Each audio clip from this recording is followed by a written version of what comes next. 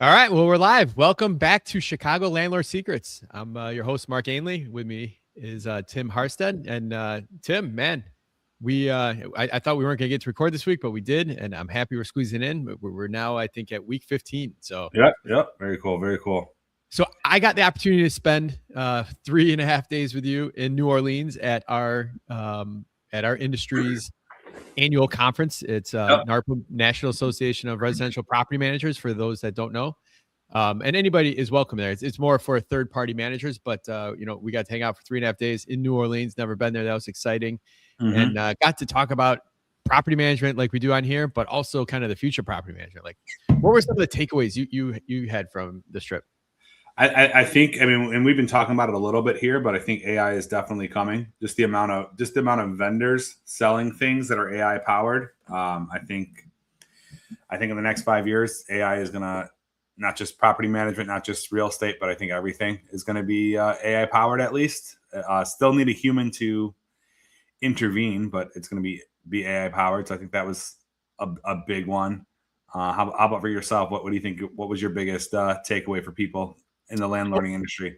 Well, AI powered, so I tried to, a lot of people are saying stuff like that. That's, but really wanted to kind of grill down of like, is there going to be a disruptor in our industry? And I think no matter what, you need to have the human involvement. But one thing that I was talking with some people that are much smarter than me is the idea around having, and no, in this conversation, no one knew if this was 5, 10, or 25 years away. But the idea of having an actual bot, robotics in your house that that guy takes the work orders, just sits in the corner like a vacuum.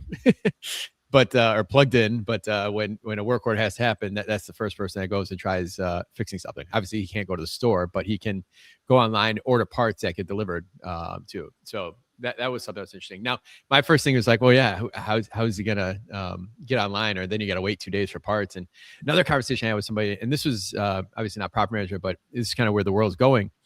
Yeah. Amazon. A guy that I was talking with, he was sitting next to an executive from Amazon on the way down, and he was telling him how Amazon's goal, they have like 800 or something distribution centers they're building in the next 10 years. And think about how much space they're adding, but their goal is to also cut headcount by 10% year over year as well too. And with the ultimate goal of having everything being able to be delivered within 30 minutes. That means if you, me, order something right now, we could get it here before we end recording here today. Crazy.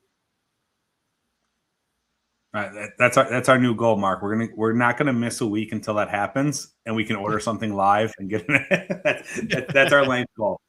No, it's crazy, but I mean, I don't know about you. Have you almost ran over one of those freaking food delivery bots yet? I've not seen one in real life though. Like, have you seen them in real life? Yeah, they're in Chicago now. The first time I saw them was a few years ago in Miami, and it was cool. And then all of a sudden, one day I'm driving. I went to I was going to dinner in the West Loop. And I'm running, of course, you're running late. I'm like driving, and all of a sudden I had to slam on my brakes because this little robot is just like, I'm like, this thing just did not care. In the middle of the street. I'm like, oh shit, it's here. But yeah, they're already there's like, of course, it's like, I think it's like Rogers Park and some other community groups that are like trying to get it to be made illegal because they're annoying to them. Yeah, that's crazy. So you're actually seeing those out there. I've always, there's got to be at some point I imagine people just would want to mess with them. So it's like there's got to be some sort of laws or like strict enforcement of like, what if you hit that thing and ran? Like there's got to be some punishment for that. Well, look at the whole. Do you remember when they launched the scooters a couple of years ago for the first time? The Divvy, or not Divvy bikes, but whatever the scooters were, and like you'd be driving down the highway in Chicago and you just see these scooters on the side of the road that someone just left off. So. Yeah, someone's gonna do something silly with it. Definitely. What else? What other takeaways do you have from there? Real quick, just on the AI thing, and I was actually, as much AI stuff that was there, I was surprised not to see anything on. Like there actually wasn't anything here, or any vendors trying to sell this type of thing. But I just want to throw it out there because I was talking about it on my podcast that we just recorded too. But Internet of Things stuff. Like, have you seen the stuff that's coming out where you set it up and it will alert you if your tenant's smoking marijuana, or alert you if they're having a party at night? No way. I've not seen that. Is it like sensors then you put in your Yeah, unit? they're sensors. The big one is Minute, Minut, for anyone that wants to look it up. But they're like noise sensors, and you can actually set it up. I think the technology is still a little expensive, but I'm looking into it right now to see about if it's worth it for some of our properties. But you can set it up where, like, if the noise level reaches a certain decimal at like past midnight, that it sends a text to your resident automatically saying like, hey, it's past midnight, the quiet hours are in. Can you please turn down the music, etc. It can differentiate the difference between cigarette and marijuana smoke. So if you have a different fine for one. So I think those things are the things that are going to be really cool with AI. Can you, maybe I should know this answer. Can you actually, maybe I don't know the answer because it's so hard to enforce. Like, do you have in your lease, you're just not allowed to smoke anything of any time? Is that kind of how your lease is? I mean, that's how ours is. So I'm going to actually throw this out there because, and I think it might have been Vivek, who's an attorney that we both know. It could have been someone completely else, but I'll give him the credit anyways. It became very specific because it became very important to, like, because it used to be you just put like, you cannot smoke anything illegal or blah, blah, blah, and then weed became legal. So we actually make sure in our lease that it specifically says you cannot smoke any tobacco or marijuana or any other illegal drugs. So there's been some weird lawsuit or lost lawsuits where someone put in, you can't smoke what they thought was covering marijuana and didn't. So in our leases, it specifically says tobacco and marijuana are not allowed. Really? Mm-hmm. Does I mean, marijuana annoys other people, so I think in apartments it's rough. Yeah. And no one ever wants their hallway to smell like that. And but as far as how paint leaves like this film and this residue, does marijuana do the same thing? I don't know enough about it, to be honest. I don't either. I guess I don't. I for one hate the smell. I know it's technically different, but edibles are so easy to get now in Chicago. Like, and even if you're renting to a stoner, like, just be like, just take the pill, take the gummy. It tastes good. Like, don't bug your other people. Like, no one gives a shit. Like, I don't care. Like, if you're doing gummies in my apartment, I can care less. Like, go have fun. Just don't get in the car and drive. But it's just, as you said, it's with tobacco too. It's the smell that's going to other people's apartments or staying in your apartment. So going back on those sensors that give notification, how is that? It's not hardwired, right? Is that wireless? No, it's cellular powered. So you got to pay like a monthly fee to have the sort of like, I don't know if you use Simply Safe in any of your stuff for like the we have, yes, the alarms or the camera. So it's a similar type of technology. It's using cell data and doing all that for you. I completely got distracted or off topic. The reason I brought it up, or the real reason what I was trying to lean to, because you're talking about the maintenance robot, the other stuff that AOI stuff that they have, or IO, Internet of Things, IoT. Sorry. The other thing that's out that is really cool that we're looking into is the monitoring, where it, you put it at the end of your by your water meter, and it's saying, hey, you have a running toilet somewhere, or hey, you have a leak somewhere, and it's sending you messages and shutting off the water for you. So if it notices a pipe burst, it will shut off the main valve. So it's no longer, I mean, it's still an emergency, obviously, but it's no longer like, hey, if I don't get there in 20 minutes, there's gonna be major damage because it already shut it off. So that's the technology that is out already, and it's just literally hooking up to the valve and to the internet and says, hey, we sense a leak, turn off water to the house. And it can automatically do that because it's just moving a lever. Interesting, man. That I imagine that something like that could actually maybe reduce your insurance rates. I know those little I forgot what you call them, but they go above your like your oven hood. Okay. And it's if it gets too hot or it detects flames, it actually like it's like a built-in fire extinguisher that automatically goes off. Basically, there's a name. Cool. Fire suppression, something like that. But they're relatively inexpensive. But I know if you have those, your insurance could be reduced too. Nice. And considering how much they've gone up in the last 5 years, that anything that you can do to reduce insurance is worth it. So, other things that hit on in the conference, there's a lot of talk about some of the legalities out there. We continue as owners, property managers, housing providers, whatever you want to call us, to continue to have regulation and be up against RTO, CRTO, rental license, fair housing, all this stuff. And the tenant side only just is able to kind of really form, push back, and really kind of, yeah, I hate to say scream, things are unfair, but we are governed by so much. And the ability for us to stand up for ourselves, it's a struggle in the different packs. So I'll shout out to the MBOA pact. We're there and they're trying to raise money for the NARPM pack. And those are groups that will go and fight on behalf of us as owners, because, everything we do wrong when it comes to housing, it feels like, fair housing, for example, it's always guilty to proven innocent.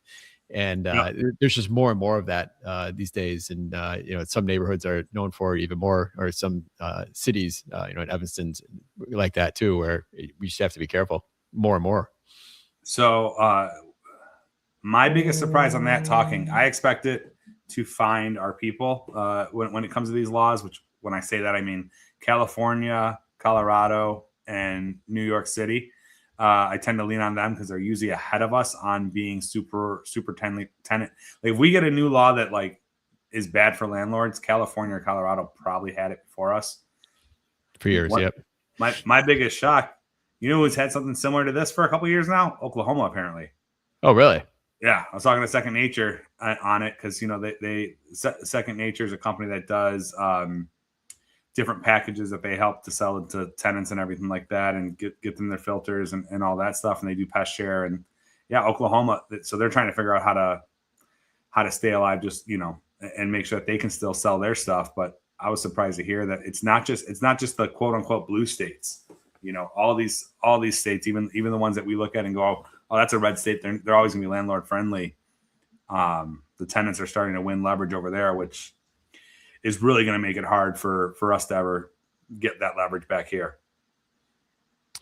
So along the lines of that, the pushback, a few months ago, I think upstate New York, a group of landlords pushed back against the source of income ruling.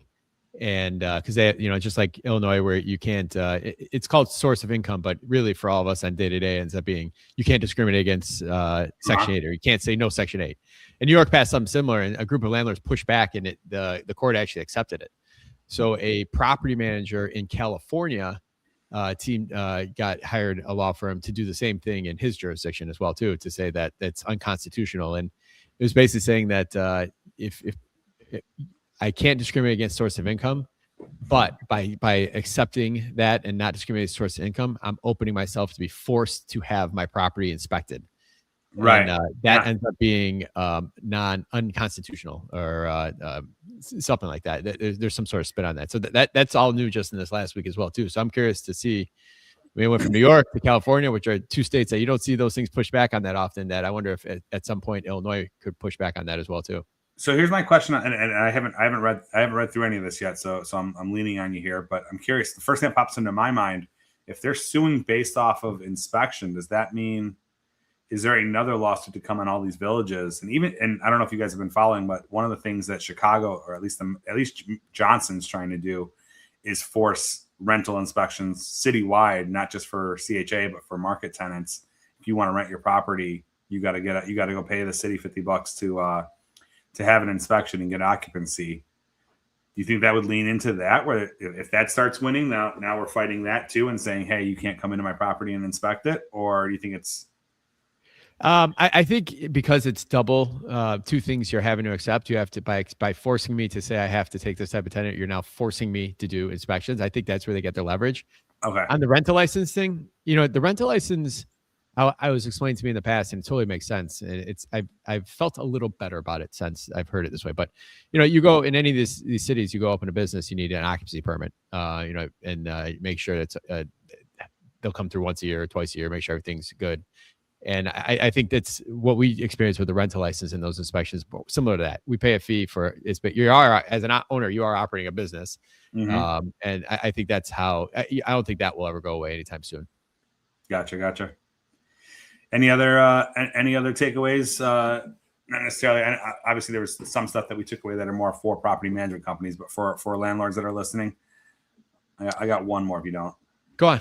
The one that I got, and it's really a reminder, but I guess I know we need to do it as property managers, but I didn't realize they're starting to come down on everyone. But lead-based paint, the EPA rule saying that you need to, like, for the landlords that are going and painting their own units to save money, if you're not EPA certified doing that, and your building was built before 1979, the EPA is going around and picking areas and picking and choosing and just going after as many people as they can. So that's a scary thought when they're deciding to just go and start looking for people to fine, and the fines are pretty big.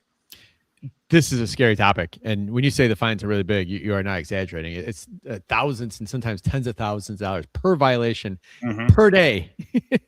Yeah. And again, they could come out of left field. The paperwork is strict. Now, this is something that's been around since 2012. That the contractors all have to be certified, and a few years ago, property managers then have to be lead-based certified. But now they're cracking down on just self-managers as well too. And I don't think that self-managers is the right word. I don't think they could ever pass a law making them part of it 100% or require them to get that testing, but they're going to be required to either have that certification, follow the rules, or hire someone that does. And that is something. I think that's the key. I think what they're looking at, or at least the way that I understood it from talking to people there, is, yeah, okay, you can paint your own house, that's fine. But the second you step in and you're renting that house out, and you own the house, but you're also the one that is managing it, you are now, even though you're not hiring a third-party property management company, you are now a property manager. Gotcha. And that makes sense. Looking at it that way. They're saying, hey, all right, you stepped out of the owner occupied. This is now a business for you, and you're managing it. Therefore, the rules apply. Yeah, that makes a lot of sense. That makes a lot of sense. And here's the thing: everything I'm saying right now is so scary to me. Especially, they put us through these sessions in these conferences and scare the hell out of us. I remember last year I ran home and I retook the lead base to make sure the company's up to date. They scared the hell out of us. And then, but most people listening, this will never affect you. So that's kind of the good thing. Hopefully, it never affects you and me either. So, yeah, no, 100%. Hopefully, we never. I mean. That was a conversation I had with another PM. It's like the lawsuit. I'm not afraid of, like, I see this all the time too on different boards. Like, well, I'm not going to get sued because I do everything right. Unfortunately, that's not how business works. Like, I will say I'm not going to ever lose a lawsuit because I do everything right. But man, the cost of some of these, like we've had lawsuits, and luckily we have insurance, or our property owners that we work for have insurance that cover it, but the cost to have an attorney go and get something dismissed because it's complete BS is so expensive. And same thing with these audits. The cost of having to go through these audits and stuff like that, if you're not prepared for it, it's expensive. So it's better just to be ready for it and go take the course. And if you're going to do it on your own, you got to follow all the laws and just make sure you have it all right. Yeah, here at GC, at any given time we have 3 or 4 open cases, maybe sometimes 5 or 6, because some will go for years. Like, I have a slip and fall. I might have talked about this here. The tenant tripped on the little in the front yard. The little. Oh, yeah. Did we talk about that in here? Yeah. And it's for those who haven't heard it. They tripped and fell on the water main, little metal thing in the front yard. Man, it's been going on for I think we're in year 4 or 5. The tenant got evicted a long time ago. Like, it's not even relevant. I have another one too where somebody was in an elevator, and this was an HOA. This wasn't even we just managed the condos. Someone's HOA in the elevator. Someone broke on the elevator and it dropped. But it was one story. Again, but they're very traumatized. I'm not saying they weren't. But they ended up filing a suit. They filed against us. They filed against HOA. I really can't do anything about it, and the judge won't let us out of it either. So he said he'll let us out eventually. That's what he said. Yeah, he's very specific on that. He's like, he kind of was giving like, hey, because we're like, hey, we have nothing to do with this. Like, he kind of is like, I know, but I still need to hear it from this. But it's 2 years later, so. And 2 years later, a handful of written correspondence, a handful of in person, and those all, for that case, probably have a few grand into it. And it was in a condo building that I'm not even responsible for that elevator. So just keep those things in mind. And I always tell everybody, if you haven't been sued yet, you haven't been in the game long enough. Yeah, you know, it's I tell this story a lot. Like, so a lot of people know my background. I rolled out this company with my former boss, and then eventually bought it out from him. But man, so he was in business a lot longer than me, and a mentor and all that. The first time we got hit with the lawsuit, I go to him, I'm bushy eyed and what the hell's, what did I do wrong? What's going on? Blah, blah. And he just straight up looked at me. Well, now you're a real business. And it's weird to have that attitude, but then, as you grow your business, you realize that is the only, that's just how business we live in such I'm just going to try to sue people and make money world that you're going to get, like I said, you could do everything 100% correct and buy the book. It doesn't matter that you win the lawsuit because you're spending so much money just to defend it that it's still going to hit you a little bit. I think it was my attorney that said the only people that ever win is attorneys. Yeah, there you go. Yep. They're making money either way. Let's see, what other takeaways we have? There's a lot of exciting things that came out of that. The leasing technologies, the efficiencies around leasing, the marketing piece, the video tours that they have, the way you can promote your properties now in advance. Like, there's a lot of exciting things that not just for property managers, but a lot of it was for us, but just for the housing, just the housing provider world is general. Yeah. But I'm trying to think of what else. There's one other thing I was going to say. I should have wrote it down earlier. I feel the same way. I feel like there was one other takeaway that I had in my mind besides the AI and besides the biggest takeaway, another big takeaway I think I had, and we were already working on this, so maybe I didn't have it in the front of my head as a takeaway, but customer service.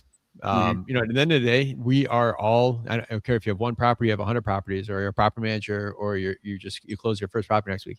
You are in the customer service, which you're in hospitality, which hospitality is 100% customer service. So at the end of the day, a lot of times I look at where we have difficult tenants at times, and a lot of times we shot ourselves in the foot by maybe not doing something fast enough or smooth enough, or maybe we sent a text when we probably should have called. And don't get me wrong, we're a professional company, but we have thousands of at bats a day, and here and there we make mistakes. But whenever we have difficult time with tenants or they're slow to re-sign the lease, a lot of times because we don't have that rapport with them. And maybe we messed up on the customer service train somewhere. So I think that was a big takeaway, and it's always a good refresher. And they give some tools there that we can incorporate. And my favorite author, one of my favorite authors, Joey Coleman, who I got a picture with. I was super excited about that. But he was on Straight Up Chicago Investor Podcast a couple years ago. But it was all about the customer service around tenants moving in that first 100 days that they live there. Yep. And I did think I have two more now actually. One is the so Ray Hespin, who we use Property Mail. I don't know if you do as well, but he owns basically a software that helps with the maintenance of property. And they did some research that was pretty cool, showing that and this goes back to, in my opinion at least, keeping tenants more than a year to that 2 to 3 year mark and then beyond is the most important thing to be profitable as a landlord, not having tenants that leave after 1 year. And their data showed the importance of getting things taken care of on time, being there when they call in with an issue, not putting it on the back burner and getting someone out there as quick as possible and taking care of the issue and taking care of it the right way. They had some cool stats on, if you send someone out there, if you send a cheap handyman out there and he does work and then you have to go back 2 days later because they didn't replace it, they just sort of put duct tape on it, the odds of your tenant leaving is so much higher. So I think that was a huge takeaway, just the importance of keeping things in line and keeping things and fixing things the right way the first time. Yeah, no, I definitely agree. A lot of our properties are pretty nice properties, and you have good tenants, and you really only have if you only get one work order a year, that's your only chance to show what type of company you are, what kind of customer service you provide. So, spot on, man. I totally, I see that in the day to day even. And then the other one, I'm going to talk to these guys. It's a new vendor that we met out there. But I'm curious for landlords that are watching this, comment, let me know what you think of this, or if it's something that you would ever use. But there's a company there, I think it was called Rise or something like that, that's lending on your lease. Basically, so if you sign a tenant that has a year lease and you want that money up front, they'll give you the full year's lease up front. No way. They're taking money off the top, and you're not getting it all, and you're paying a fee for it. But I'm curious to hear from landlords, and we'll talk about it now. Your thoughts on it, but being able to just, hey, I just had a big CapEx. I want to pay off some credit card debt, or I want to do this. Let me just front load this, and you don't have to take the full year, but front load 6 months of rent up front, so I can pay for this or that. I'd be curious what landlords' thoughts are on that, if that would be a useful tool. So it's like a payday loan in a way. Yeah, you get paid once a month. I mean, are the fees? It's 10%. Any points or no? Just 10%. So like if it's $1,000 rent and you do 10 months, so you get $10,000 that you're taking out. If $10,000 in rent, they're gonna give you a check for $9,000, and then they keep the $1,000. And then you're paying 10 months, and you're paying them on a monthly basis. Yep. Pay them when the rent comes in. The other cool part is, like, if you have to, like, let's say 3 months in, your tenant gets evicted, or you got to start the eviction process, they pause the loan. So there's no payments during that point. You wait till the new tenant comes in, and then they start taking their money again. Wow. Yeah. So today I sent a guy had to replace his furnace. Was dripping on his AC, something, the coils or whatever, and something burnt out, and you got to replace the furnace. But because the AC is so old, the new furnace wouldn't be compatible with the AC, which he should replace anyways. But it still kind of works, right? So we're telling him he's got to replace both. So for that charge there, he could basically call his company up, get a rent day loan, Yep. and then pay them back. Oh, that's a great. So is that something you're looking at maybe offering your? Yes, clients? I'm gonna meet with them next week. They're on my like, you leave this conference and you have a whole bunch of meetings that you have to go through the next. That's the only I won't say downside, just in case vendors are listening, which I know they are, because we had a few vendors that came up to me and said that they watch us. But yeah, your next few weeks after you get back, you're making up for work, and you got all the meetings with all the people that you met to recap and go over it. So I'm going to meet with them, see what they have, and see how the product looks in reality, and go from there. But it might be something that we're rolling out. Yeah, like I said, if you're listening, your landlord, love to hear your thoughts on it too. I think one thing I was thinking about when I was out there, I was walking through the vendor hall. I mean, whether it was like 60, 70 vendors, and I found out how much it costs for a vendor spot. It's really cheap too.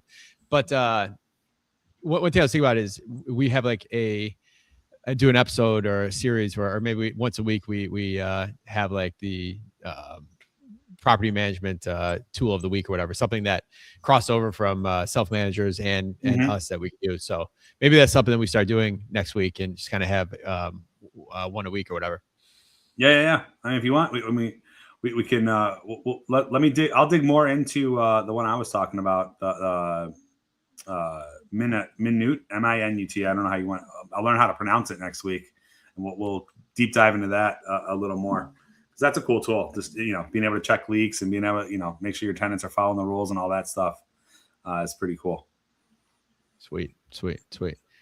What else, man? What else? Yeah, I think the one thing I want to talk about, just because we just both did it, or I'm at least doing it. I'm sure you did, but I think a lot of landlords don't realize that they're running a business sometimes, just by having that, and the fact that we just both you said it was your first time too, right? So both of us got to go to New Orleans for our first time.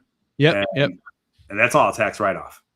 It's something that's really cool. When you're able to travel and yes, it was work. Yes, we were there. We were working for 8 hours. We're at the conference from, well, I didn't wake up for breakfast too much, but if you went and got breakfast like 8 a.m. till 5 p.m. each day, I got there around 9 when they started talking, but 9 to 5 each day. So you're working a little bit, but then at night, you get to go out and explore the neighborhoods and see everything, which is really cool. But when you go on these trips, and even as a landlord, right, if you can find these conferences. I went to a couple of years back, Bigger Pockets conference when they had it in Cancun. The thing was amazing. And for any landlord, that's a complete tax write-off, meaning that you're going to an all-inclusive resort for a week, and you're getting a 30% discount because you're going to write it off. And that's, your plane tickets, your hotel. And then I think food is 50% technically, but it depends on how you code it or what the meals actually consist of. But yeah, just something I wanted to bring up as a reminder, because I sometimes think that landlords, they think about it as passive and all that, and they lose out on some of this stuff. Yeah, and they have some of these. IMN is a group. IMN is all they do is put on real estate conferences. I know. I think there's one in Austin for single family home investors. And I'm gonna. I think it would be a panelist there. But you have that, and then they also do another one for multifamily. The multifamily one was here in Chicago at one point. I remember we had a bunch of people that just local property managers, or not local investors, that were there. So yeah, that's definitely. I know a lot of investors that do these type of things, and they tie it to a family vacation. So I know there's a big one every year that's in Santa Monica.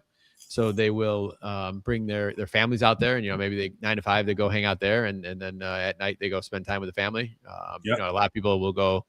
I know I did a lot of dinners and networking afterwards as well too, and got to experience the town. So, but yeah, no, it's definitely it's just it's a different way of reading a book, listening to a podcast. It's just something different, and you get the experience tied to it.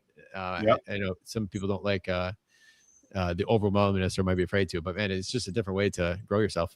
And here's the other one I'll throw out there in a similar way too is technically your LLC should be having an annual meeting with any board members or anything like that. So that's another one, that you can go somewhere. And for me, it's me and my wife are the board members of my company. So now we both are flying out to wherever, and you take a day to have the board meeting. And then now you're there. The flights were right off, the hotels are right off, et cetera. And just there's a reason that, you see some of the really, really high end business owners not paying a whole lot in tax, and it's because they're taking advantage of a lot of stuff like this. Yeah, for sure. And and the tax note thing, if you guys are buying properties this year and you plan on holding them, if you haven't done a cost segregation, that's something you should definitely look into. Talk to your accountant. A sponsor of our podcast is Cost SegCav. You use Cost SegCav, or who do you use for segregation? I don't have anyone specific. I have a couple of guys I know, but no one that I throw out their names yet. So I'll have to look into him. Kevin Carley's awesome.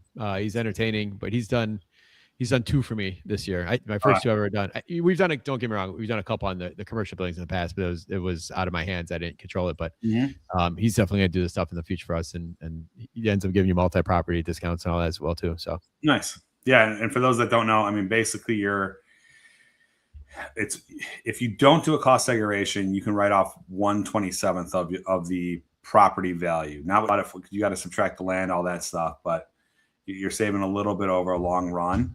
But especially with the new tax laws that came in this year with Trump, the amount that you can accelerate now and be able to write off, especially if you're a real estate professional, et cetera, you can really get to a spot where you shouldn't be paying much in taxes. And that to me, for most investors, should probably be a bigger annual win than the actual cash flow of your property if you have a loan on it. I've seen higher returns on just saving on taxes than cash flow sometimes, because the loans will eat up a lot. Well, there's so many things people don't realize. We had an episode with Kevin, I think late last year, and I could put a link to that as well too. I put his information in the notes, but man, some of the things I just didn't know, especially the new Trump with the big, beautiful bill, it just opens up so many opportunities. And the cool thing is, like, it's right now. So you got to take advantage of it. In a couple of years, maybe change presidents, or not, maybe it's going to happen no matter what. It's not guaranteed that these type of opportunities would be there. And I'll just give you a real life example here. I bought a single family home in Schaumburg. I did about a $40,000 or $50,000 rehab on it, refinanced it, pulled some money out, very little left into it. But I went and did a cost seg, and ultimately I will have $34,000 less tax this year from that one cost seg. So that's huge. Now I believe you have to be real estate. What's that called with your taxes? You have to be real estate professional. You have to be classified as a real estate professional, which is a different conversation. So make sure you're having that with your. But if you have a short-term rental, you're automatically. not automatically, but you could automatically qualify. But yeah, make sure. I know we're past it right now, but there's a lot of you listening that I know do file in September or October. So you still have some. You can still get the cost tag now. Time, and you still have some time, and it's still. I mean, I think too many people start thinking about taxes in December, which is why you see all those stupid purchases. Like that's my favorite. Like when you talk to someone, no, I got to buy all this stuff. Why? I'm going to save 30 cents like for every dollar. Like, but you're not going to ever use that stuff.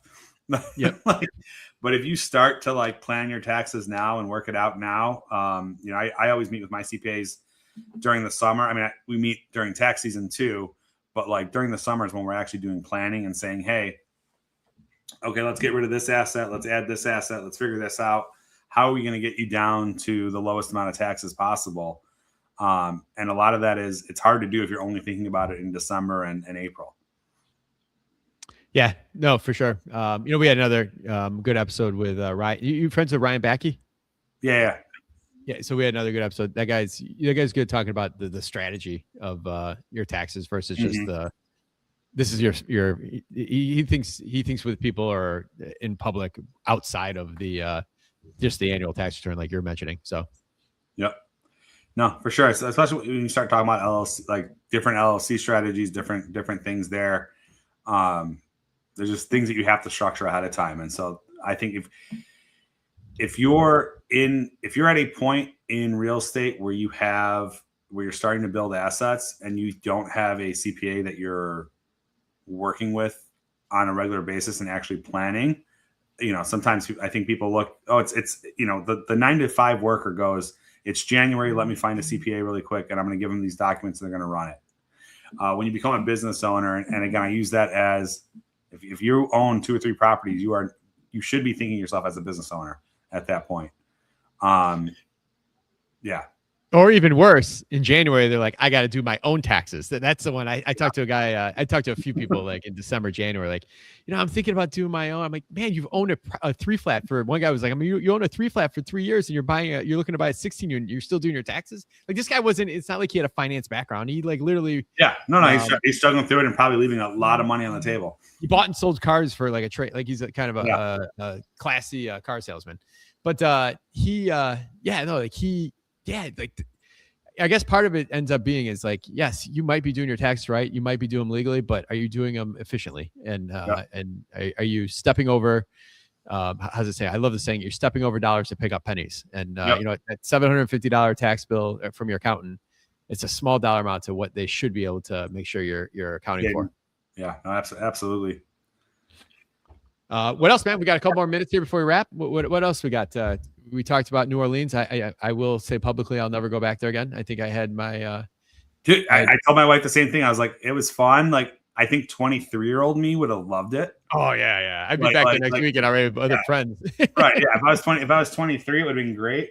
The food was good. I will. We went to the last day. One of my old colleagues grew up there and goes back a lot. But he told me to try the sandwich place, Turkey and Wolf. This is the weirdest thing because I'm gonna tell you what kind of sandwich I had, and you're not gonna expect it that I'm gonna say the results, but it was a fried bologna sandwich. They literally have a bid, whatever that word is, the Michelin star thing. That's like the other one, the bid Madame or whatever. Yeah. Or the sandwich. Like really? it's that good. Like the bread is like super fresh, and they got the chips on it, and man, it was probably one of the best. And then our buddy Adam was with me there. He got a collard green melt, which is just unique, and he said it was awesome too. So really good. I mean, I will give it that. The food out there is really good. It's not Chicago, but it is really good. And it's different than Chicago for sure. You're not getting the type of food you have here. So the food was really good. But man, that town it's just old. It's a party city. Like, and I'm not built for that anymore. My body for what my body's still feeling it 3 days later after having some drinks. But yeah, no, I don't know if I'd go back unless someone, there's something at a conference or something like that I had to go to. The food was not my style. You know, it was all food I like with some weird twist that I didn't like. But the cool thing was that was going into it, right? I looked at the menu. The first place I sat to for lunch, I'm like, I'll have the salad, and it still had something weird in it. But you know, I was at a bunch of dinners. I was kind of forced to try things, so I do like when you know, peer pressure can be good sometimes. Yeah. So I got peer pressure to eat, trying a bunch of things I wouldn't have. So that was cool. I did eat at my first Michelin star rated restaurant. So that was really cool Nice. as well too. And man, we forgot the coolest thing I thought was we went to a party on the Superdome floor. Yeah. Where the New Orleans Saints play. We had 600-700 people on the floor there, and we had a big party. And you know, again, you put a bunch of property managers together, there's a lot more talking shop than there is partying, but we still had a good time. We had music. Like that was cool, man. That just, I love big stadiums, and I get to be on the floor. We Shay from our office tried kicking the field goal. Like they had that set up. It was pretty cool. Yep. No, it was yeah. I mean, there's some things, there's some experiences when you go to these conferences that like you would never do on your own, or never have the experience to be able to do it on your own. So it's really cool to be able to share that and do stuff like that is really cool. All right, man. Before we wrap, I'm just going to throw out there, we're filming this. It's May 1st. If you are in Chicago, you still have the requirement to make sure you get your heat works all the way up until June 1st. So be careful. You know, you have these cold days. Cold nights and cold days still. So even though it might seem annoying, you have to go out for a $200, $300 service repair, you still technically have to do it. So make sure that heat's working. Any final thoughts, Tim? Otherwise, we'll wrap. No, I'm hoping that the cold's over, especially after you know, being in 85-degree weather for a week. I came back home and like, I came off the airplane in shorts. I was like, oops. Yep, I did too. So we're back, and yeah, the weather doesn't consistently stay warm for a little while here still. So absolutely, don't put your peppers and tomatoes in just because it's a couple of hot days. All right, listeners, watchers, man, if you have any questions, anything we can help you with, property manager side, self-managed side, just helping you diagnose a problem, we're happy to help you. Reach out.